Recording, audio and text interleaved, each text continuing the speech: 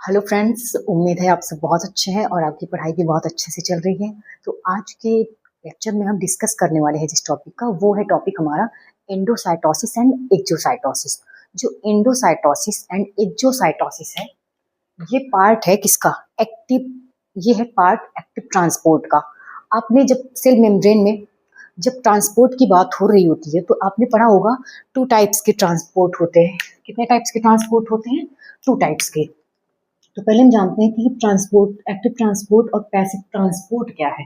जब हम बात करते हैं ट्रांसपोर्ट की तो टू टाइप्स का होता है। कितने टाइप्स का होता है? टू। एक होता है एक्टिव एंड दूसरा होता है passive. Active transport and passive transport के थ्रू जो होते हैं मॉलिक्यूल्स, हमारी जो प्लाज्मा मेम्ब्रेन होती है, यानी कि सेल में जो प्लाज्मा मेम्ब्रेन होती है उसके अक्रॉस मॉलिक्यूल आते जाते हैं, आवागमन करते हैं। ठीक। तो एक्टिव ट्रांसपोर्ट जो होता है, सुनने में आ रहा है एक्टिव, मतलब एक्टिव ऐसा कि वो एक्टिव है, खुद से सारा काम कर ले रहा है। तो ऐसा नहीं है। जो एक्टिव ट्रांसपोर्ट है, इनको अपना काम करने के लिए एनर्जी की रिक्वायरमेंट होती है। किसकी रिक्वायरमेंट होती है? एनर्जी। एनर्जी रिक्वायर होती है इनको। वही जब हम बात करते हैं पैसिव, ये बहुत कंफ्यूजिंग होता है कि एक्टिव एंड पैसिव में एनर्जी किसमें, एनर्जी का जो एक्सपेंडिचर है, जो यूज है, वो एक्टिव में होता है या पैसिव में। तो कई बार हम गलती कर जाते हैं कि एक्टिव मतलब है, अगर एक्टिव ट्रांसपोर्ट है इट मीन्स वो खुद से काम कर रहा होगा। ये कंफ्यूजन होती है, सबको होती है।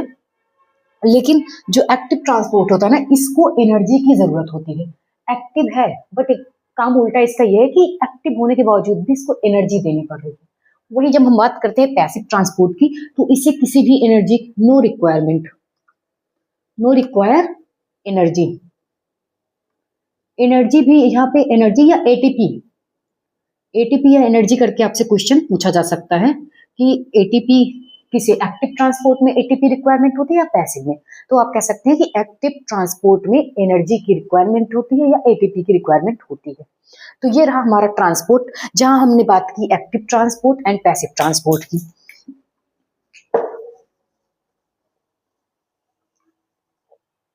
उम्मीद है कि आपको active transport and passive transport समझ में आया। लेकिन जब हम यहाँ पे बात कर रहे हैं एंडोसाइटोसिस एंड एक्सोसाइटोसिस की, तो एंडोसाइटोसिस एंड एक्सोसाइटोसिस जो ये हमारा एक एक्टिव ट्रांसपोर्ट का पार्ट है। किसका पार्ट है? एक्टिव ट्रांसपोर्ट का।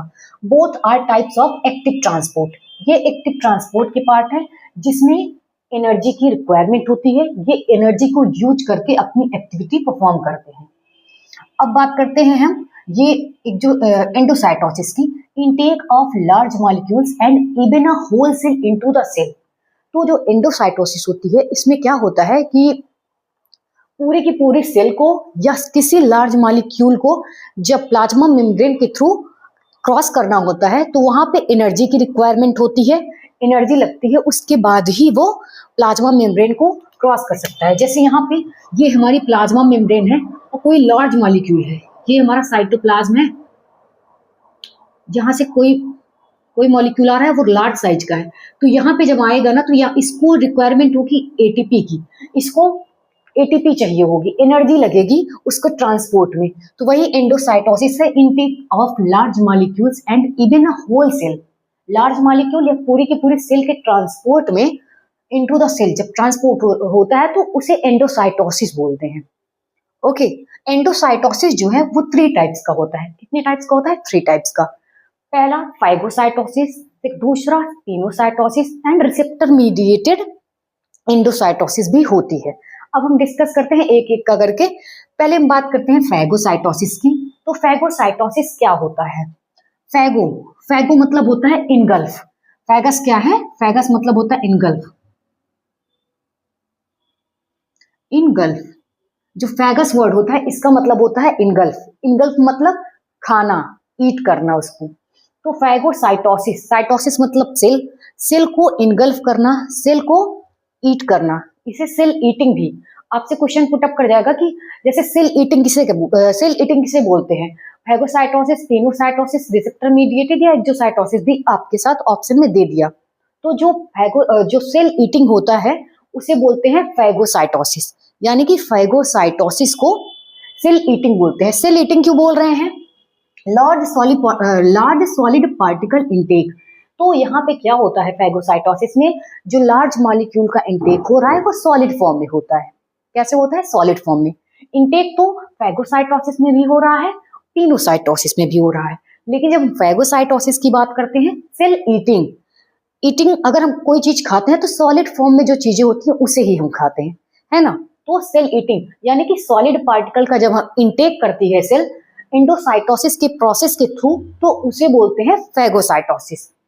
फैगोसाइटोसिस कौन कौन से सेल्स परफॉर्म करती है, कौन कौन से ऑर्गेनिज्म, तो एग्जांपल में आप देख लीजिएगा, अमीबा जो है, अमीबा एंड WBC, ये फैगोसाइटोसिस के थ्रू अपनी एक्टिविटी करती है। जो अमीबा होता है इसमें जो डाइजेशन की प्रोसेस होती है ना, वो फाइगोसाइटोसिस के थ्रू ही होती है। वो अपने जो स्यूडोपोडिया जैसा स्ट्रक्चर होता है, क्योंकि अमीबा का शेप साइज ये डिफाइन नहीं होता है, कि डेफिनेट नहीं है कि ये इसी शेप का है या इसी साइज का है।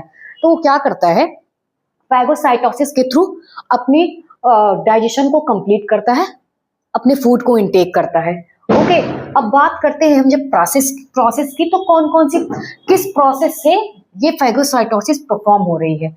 तो पहला जो प्रोसेस है, detection of particle to be ingested. तो किसी भी सेल का तो ऐसे उठा करके वो इंजेक्शन नहीं कर लेगी। जब किसी भी सेल का फैगोसाइटोसिस होना होता है तो डिटेक्शन होता है। सबसे पहले डिटेक्ट किया जाएगा कि हाँ ये यूजफुल है या नहीं है, इसको इनगल्फ करना है कि नहीं। तो detection of particle to be ingested, तो सबसे पहले उसका डिटेक्शन करेंगे। Second, activation of internalization process, उसके बाद इंटरलाइजेशन की प्रोसेस स्टार्ट होगी। इंटरलाइजेशन प्रोसेस किसे कहते हैं, तो देखिएगा, जैसे ये है हमारा प्लाज्मा मेम्ब्रेन, नॉर्मली ये प्लाज्मा मेम्ब्रेन है, ठीक। और यहाँ पे कोई सेल है जिसको अभी हमें क्या करना है, फैगोसाइटोसिस करवानी है इस सेल की। तो यहाँ पे क्या होता है, ऐसे पिंचिंग ऑफ, एक इन्वेजिनेशन होता है, उसके बाद ये सेल जाकर के इससे फ्यूज करती है। फ्यूज करने के बाद इसका क्या कराया जाता है, एंडोसाइटोसिस हो जाती है। इस तरीके से क्या होती है, फैगोसाइटोसिस परफॉर्म हो रही होती है। तो बात करते हैं थर्ड, तो formation of specialized vacuole called phagosome. जो एक स्पेशलाइज्ड वॉक्यूल फॉर्म होता है प्लाज्मा मेम्ब्रेन और जिस सेल को इनगल्फ करना होता है, उन दोनों की फ्यूजन से उसे बोल रहे होते हैं हम फैगोसोम। फैगोसोम मैच्योरेशन, चौथा क्या है हमारा, फोर्थ प्रोसेस जो है फैगोसोम मैच्योरेशन। जो फैगोसोम बना है हमारा उसका मैच्योरेशन होगा, ठीक। उसके बाद लास्ट वन है क्या, फिर डिग्रेडेशन। जैसे अब मैच्योरेशन हो गया, इनगल्फमेंट हुआ, सबसे पहले तो सबसे पहले डिटेक्शन हुआ कि इस सेल का भी इनगल्फमेंट करना है, इसको डिस्ट्रक्ट करना है, डिस्ट्रॉय करना है। Activation of internalization process start होगी, फिर उसे वो अपने घेरे में लेना स्टार्ट करेगा। जैसे यहाँ पे मॉलिक्यूल्स पड़े हुए हैं, ये ऐसे पिंच होगी सेल और इसी के अंदर जाकर ये सारे भर जाएंगे। फिर यहाँ पर ये सेपरेट हो जाएगा, ये डीअटैच होगा और डीअटैच होने के बाद इसका डिग्रेडेशन हो जाएगा। तो इस तरीके से फैगोसाइटोसिस परफॉर्म होती है। आई थिंक फैगोसाइटोसिस आपका क्लियर हो गया होगा। अब बात करते हैं हम पिनोसाइटोसिस की। पिनोसाइटोसिस, पीनो वर्ड से ही आ रहा है, पीनो मतलब पीना, पिनोसाइटोसिस मतलब सेल को पीना, तो इसे बोलते हैं सेल ड्रिंकिंग। जैसे सेल ईटिंग के लिए क्वेश्चन पूछा जा सकता है, उसी तरीके से पिनोसाइटोसिस का भी क्वेश्चन पूछा जा सकता है कि सेल ड्रिंकिंग किसे बोलते हैं। सेल ड्रिंकिंग, तो आप याद रखिएगा पिनोसाइटोसिस, कंफ्यूज बिल्कुल मत होइएगा। फैगो मतलब फैगस मतलब इनगल्फ करना सॉलिड पार्टिकल्स को, बट जब बात करेंगे हम पिनोसाइटोसिस की, तो पिनो मतलब पीने से ही, लिक्विड में जो चीजें होंगी आप उसे ही ड्रिंक करते हो, सॉलिड वाली चीजों को आप खाते हो यानी कि ईट करते हो। तो पिनोसाइटोसिस सेल ड्रिंकिंग होता है। अब क्लियर है आपको। लिक्विड पार्टिकल इंटेक, जब लिक्विड पार्टिकल का इंटेक करती है सेल इंडोसाइटोसिस के प्रोसेस में, तो उसे हम बोलते हैं पिनोसाइटोसिस। यहाँ पे भी एनर्जी की रिक्वायरमेंट पूरे में लग रही है, ये मत सोचिएगा मैंने यहाँ बताया तो इधर नहीं लग रही। फैगोसाइटोसिस में भी, पिनोसाइटोसिस में भी एनर्जी रिक्वायरमेंट हो रही है, क्योंकि ये लार्ज मॉलिक्यूल का इंटेक कर रहे हैं। किसका कर रहे हैं, लार्ज मॉलिक्यूल का। इसलिए एंडोसाइटोसिस के साथ देखिए इन तीनों को रखा है, तो it means intake of large molecules and even a whole cell into the cell. तो ये जो लाइन है इन तीनों के लिए अप्लाई हो रही है।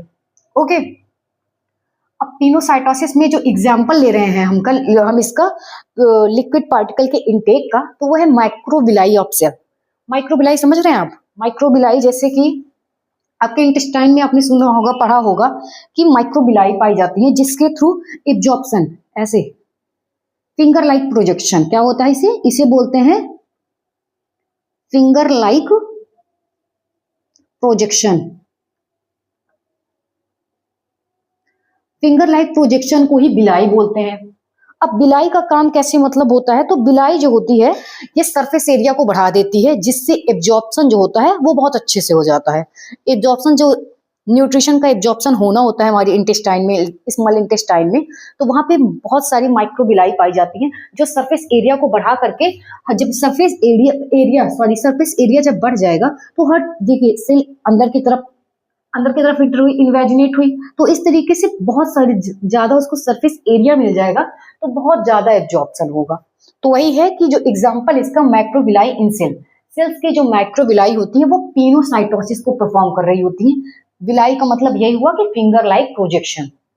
Extra cellular fluid intake into the cell, जो सेल के अंदर एक्स्ट्रा फ्लूइड होते हैं, एक यूज के बाद जो एक्स्ट्रा फालतू के लिक्विड बच जाते हैं तो उनका पिनोसाइटोसिस करा दी जाती है, क्योंकि एक्सेस में कोई भी चीज अच्छी नहीं होती है।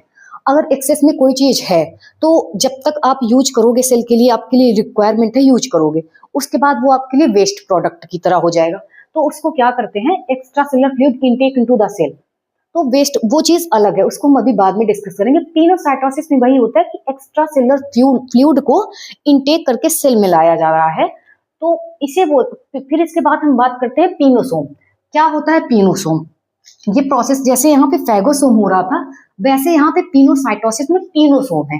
पिनोसोम एटीपी डिपेंडेंट वेसिकल है, इसके थ्रू पिनोसाइटोसिस हो रही है हमारी। अब हम बात करते हैं अगर पिनोसाइटोसिस की प्रोसेस या स्टेप्स की, तो पहला जो है इनिशिएशन एंड बाइंडिंग। इनिशिएशन मतलब पिनोसाइटोसिस की शुरुआत होती है और जो हमारी सेल होती है वेसिकल वो जाकर के बाइंड करती है। इन्वेजिनेशन जैसा हमने अभी देखा, ये क्या कर रही है, प्लाज्मा मेम्ब्रेन इन्वेजिनेट कर रही है। इसके पहले हमने एक क्लास में एक बार डिस्कस भी करा था कि गैस्ट्रुलेशन की प्रोसेस में बहुत सारी प्रोसेस हो रही होती है, उसमें से एक इन्वेजिनेशन में ये होता है कि सेल जो होती है अंदर की तरफ इस तरीके से अंदर की तरफ जाती है, फिर उसके बाद इन्वेजिनेट करके बाहर आती है। फिर यही चीज बाद में जब इसके अंदर मॉलिक्यूल्स फिल हो जाते हैं तो यही सेपरेट हो जाती है एज अ वेसिकल के फॉर्म में यही सेपरेट हो जाती है। तो यही है इन्वेजिनेशन। एक एक टर्म को क्लियर करते हैं कि क्या होता है इन्वेजिनेशन, फैगोसोम, पिनोसोम, ताकि कोई भी कंफ्यूजन ना रहे आपको। फिर बात करते हैं थर्ड स्टेप की, बेसिकल फॉर्मेशन। फिर इन्वेजिनेशन के बाद बेसिकल का फॉर्मेशन हो जाता है, फ्यूजन एंड प्रोसेसिंग, फिर जाकर के वो लाइसोसोम जिसे क्या बोलते हैं, लाइसोसोम क्या करता है कि सेल को इनगल्फ करता है एंड उसको डिस्ट्रॉय करता है। ठीक, बेसिकल का फॉर्मेशन होगा एंड फ्यूजन, लाइसोसोम से उसका फ्यूजन, उसे आत्मघाती थैली कहते हैं, सुसाइडल बैग बोलते हैं लाइसोसोम को। तो उससे जाकर के ये फ्यूज कर जाती है, फ्यूजन होता है एंड प्रोसेसिंग, तब जाकर के प्रोसेसिंग कंप्लीट होती है एंड डिग्रेडेशन होना होता है, डिग्रेडेशन की प्रोसेस आगे परफॉर्म होती है। तो लाइसोसोम का भी याद रखिएगा कि जब फ्यूजन होता है तो लाइसोसोम से हो रहा होता है।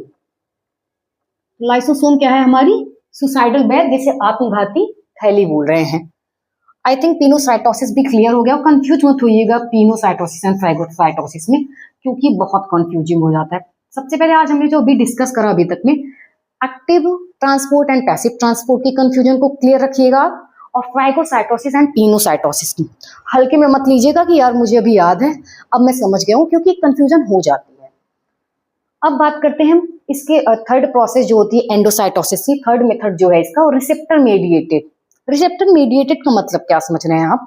जैसे कल के अभी प्रीवियस लेक्चर में हमने डिस्कस करा था सेल सिग्नलिंग प्रोसेस में हमने ये भी डिस्कस किया था, तो रिसेप्टर से बाइंड करते हैं, जाकर के रिसेप्टर से सिग्नलिंग मॉलिक्यूल बाइंड करते हैं, उसके बाद रिस्पॉन्स देकर सिग्नलिंग प्रोसीड करते हैं आगे। तो जो हमारा रिसेप्टर मीडिएटेड है, तो प्लाज्मा मेम्ब्रेन पर रिसेप्टर लगे होते हैं। क्या होता है, ये हमारी है प्लाज्मा मेम्ब्रेन। क्या है हमारी प्लाज्मा मेम्ब्रेन, यहाँ पर देखिए इस पर रिसेप्टर लगे हुए हैं। ऐसे ही नहीं कोई मॉलिक्यूल आया और सेल के अंदर इंटर कर गया, नहीं, सबका अपना एक स्पेसिफिक रिसेप्टर होता है। जैसे ये कोई सिग्नल है, इसके एक अपने रिसेप्टर होंगे, लाइक जैसे एंजाइम एंड सबस्ट्रेट आपने पढ़ा होगा। एंजाइम एंड सबस्ट्रेट की जो प्रोसेस हो रही होती है, जिसके बाद प्रोडक्ट का फॉर्मेशन होता है लॉक एंड की मॉडल, लॉक एंड की मॉडल। तो उसी तरीके से रिसेप्टर और जो सिग्नलिंग मॉलिक्यूल होते हैं उनके बीच में भी बाइंडिंग होती है। तो याद रखिएगा, रिसेप्टर मीडिएटेड में जैसे रिसेप्टर जो है स्पेसिफिक सिग्नलिंग मॉलिक्यूल के थ्रू ही रिस्पॉन्स जनरेट करेगा, जैसे एंजाइम का लॉक एंड की मॉडल। अब आया हमारा सिग्नलिंग मॉलिक्यूल, प्लाज्मा मेम्ब्रेन पर रिसेप्टर, अलग अलग रिसेप्टर लगे हुए हैं। तो जब सिग्नलिंग आएगी तो अपनी स्पेसिफिक रिसेप्टर से बाइंड कर जाएगी, उसके बाद जा करके प्रोसेस होगी, अपनी आगे की प्रोसेस परफॉर्म होगी और उसके थ्रू एंडोसाइटोसिस होगी हमारी। तो यहाँ पे होता क्या है, ये देखिए इन्वेजिनेशन यहाँ पे भी हुई है। सिग्नलिंग मिलने के बाद जो भी मॉलिक्यूल्स हैं वो अपना वेसिकल के फॉर्म में, कोटेड वेसिकल के फॉर्म में, कैसे कार्गो प्रोटीन जैसे फॉर्मेशन होगा, वो जो भी सेल्स होंगी जिनको इनगल्फ करना होगा उनको किनारे से ऐसे सराउंड करेंगे, घेरेंगे, एक वेसिकल बनाएंगे कोटेड, उसको एकदम कवर कर लेंगे, उसके बाद सेपरेट हो जाएंगे, फ्यूज नहीं रहेंगे, वो फिर क्या होंगे, सेपरेट हो जाएंगे और इस तरीके से वो अपनी एंडोसाइटोसिस को परफॉर्म करेंगे। तो एंडोसाइटोसिस में क्या होता है कि सेल का इंटेक होता है, थ्री प्रोसेस, ये थ्री तरीके से परफॉर्म होता है, टिनोसाइटोसिस, फैगोसाइटोसिस एंड हमारा रिसेप्टर मीडिएटेड। और सबका हमने एक एक क्लियर कर लिया है। आई थिंक एंडोसाइटोसिस आपका क्लियर हुआ। अब हम बात करेंगे एक्सोसाइटोसिस की। तो जो एक्सोसाइटोसिस है इसमें भी एटीपी रिक्वायरमेंट होती है। क्या होती है? ये भी एटीपी रिक्वायरमेंट होती है, क्योंकि स्टार्टिंग में ही हमने both are types of active transport energy का यूज करते हैं, ये बात पहले ही हम डिस्कस कर चुके हैं। तो एक्सो मतलब बाहर यानी कि outer, removal and secretion of large molecule. कोई सेल है उसके कोई सेल है हमारी, ये है प्लाज्मा मेम्ब्रेन और यहाँ पे कोई सेल है। तो यहाँ से कोई चीज अगर बाहर भेजनी है, कोई वेस्ट प्रोडक्ट है, उसका यूज बॉडी में नहीं है, उसको फेंकना है, बाहर करना है, तो उसके लिए एक्सोसाइटोसिस परफॉर्म होती है। ये हमारे सेल के बाहर इसको फेंकना है, लार्ज मॉलिक्यूल है कोई, इसको सेल के बाहर फेंकना है, तो इस प्रोसेस को एक्सोसाइटोसिस बोलेंगे और इसमें भी एनर्जी एक्सपेंडिचर होता है। तो रिमूवल या फिर सिक्रीशन बोल लीजिए of large molecule, secretion of waste product का सिक्रीशन ऑफ प्रोटीन या और भी चीजें जिसकी भी जरूरत अभी बॉडी में नहीं है, सेल को नहीं है, उसको एक्सक्रीट आउट कर देगी। क्योंकि अगर एक्स्ट्रा चीजों को रखेगी बॉडी में तो उस पर उसको एनर्जी लगानी पड़ेगी और उससे बहुत सारी प्रॉब्लम फेस करनी पड़ेगी उसको, इसलिए वो उसको क्या करती है, एक्सोसाइटोसिस कर देती है। सेल वोमिटिंग, इसे सेल वोमिटिंग भी कहते हैं। कभी कभी हम ह्यूमन बींग्स, हमको, आपको, सभी को हो जाता है कि जैसे एसिड का अमाउंट ज्यादा हो जाता है बॉडी में, तो हम भी वोमिटिंग के थ्रू एसिड को बाहर निकालते हैं, या कि वो प्रोसेस ऑटोमेटिकली होती ही है। तो वैसे एक्सोसाइटोसिस में क्या होता है, सेल वोमिटिंग कर देते हैं। अगर जरूरत से ज्यादा उसके पास है कोई चीज तो उसको वोमिट कर देगा, वो उसको अपनी बॉडी से एक्सक्रीट आउट कर देगा। वोमिटिंग पार्टिकल्स कौन कौन से हो सकते हैं सेल के? अनडाइजेस्टेड रेसिड्यू मीन्स जिसका यूज उन्होंने एंडोसाइटोसिस में नहीं करा है सेल ने, उसको वो एक्सोसाइटोसिस के थ्रू रिमूव आउट कर देगी बॉडी से। याद रखिएगा मैं जो बात कर रही हूँ लाइन, एक्सोसाइटोसिस में अनडाइजेस्टेड रेसिड्यू उसे कह रहे हैं जो एंडोसाइटोसिस में यूज नहीं हुए हैं हमारे पार्टिकल्स, जो चीजें यूज नहीं हुई हैं उनको एक्सोसाइटोसिस के थ्रू बॉडी से या सेल से एक्सक्रीट आउट कर दिया जाता है। उसी प्रोसेस को एक्सोसाइटोसिस बोलते हैं। एंजाइम्स एंड हार्मोन्स, इसमें सेल्स जो एक्सक्रीट आउट करेंगी, रिमूव करेंगी, सिक्रीट करेंगी, वो एंजाइम्स, हार्मोन्स या कुछ भी चीज हो सकती है, कोई भी चीज हो सकती है। तो यहाँ देखिए कि हमारा ये साइटोप्लाज्म है, सेल में साइटोप्लाज्म है सेल का, और ये रही हमारी प्लाज्मा मेम्ब्रेन। तो यहाँ पे वेसिकल का फॉर्मेशन हुआ और यहाँ से ये देखिए सेल पिंचिंग ऑफ होने के बाद ये सेल जाकर के प्लाज्मा मेम्ब्रेन से फ्यूज करेगी। फ्यूज करने के बाद जो भी इसके पास वेस्ट प्रोडक्ट, वेस्ट मटेरियल है, उसको सेल के बाहर रिमूव आउट कर देगी। क्या कर देगी? सेल के बाहर रिमूव कर देगी, फेंक देगी। तो ये प्रोसेस रही हमारी एक्सोसाइटोसिस की। तो एक बार हम फास्ट रिवीजन कर लेते हैं जो भी अभी तक हमने क्लास में पढ़ा। Endocytosis and exocytosis both are energy expenditure process है। ये एक्टिव ट्रांसपोर्ट में ये इंक्लूड करा जाता है, पैसिव प्रोसेस नहीं है, ये एक्टिव है। एंडोसाइटोसिस जो है लार्ज मॉलिक्यूल का इनटेक है एंड इसको 3 टाइप से मेडिएट या परफॉर्म किया जाता है। Phagocytosis, pinocytosis receptor mediated. Phagocytosis को सेल ईटिंग बोलते हैं, पिनोसाइटोसिस को सेल ड्रिंकिंग बोलते हैं। रिसेप्टर मीडिएटेड होता है थर्ड हमारा, और ये प्रोसेसेस हैं उसके। फिर लार्ज सॉलिड पार्टिकल के इनटेक को फैगोसाइटोसिस, लिक्विड पार्टिकल के इनटेक को पिनोसाइटोसिस, और रिसेप्टर के थ्रू जब रिसेप्टर की बाइंडिंग आ जाएगी तो वहां पर रिसेप्टर मीडिएटेड एंडोसाइटोसिस परफॉर्म हो रही होगी। वहीं जब हम बात करेंगे एक्सोसाइटोसिस की, तो इसे सेल वोमिटिंग के नाम से जाना जाता है। रिमूवल ऑफ सिक्रेट, रिमूव करेंगे और सिक्रेट करेंगे जो हमारे वेस्ट प्रोडक्ट होंगे उनको, तो वहां पे एक्सोसाइटोसिस होगी। और ये रही पूरी प्रोसेस। आई थिंक आपको क्लियर होगा अभी एंडोसाइटोसिस एंड एक्सोसाइटोसिस के लिए। तो आज के लिए हम इतना ही रखते हैं। अगले लेक्चर में फिर से एक नए टॉपिक के साथ मिलते हैं। तब तक के लिए आप अपनी पढ़ाई को कंटिन्यू रखिएगा और हमसे इसी तरह हम जुड़े रहिएगा, और अपने दोस्तों को भी शेयर करिएगा। अगर आपको क्लासेस पसंद आ रही हैं तो प्लीज़ फीडबैक ज़रूर दिया करिए, मुझे भी पता चले कि आपको समझ में आ रही हैं चीज़ें या नहीं आ रही हैं। थैंक यू आज के लिए। Bye bye, take care.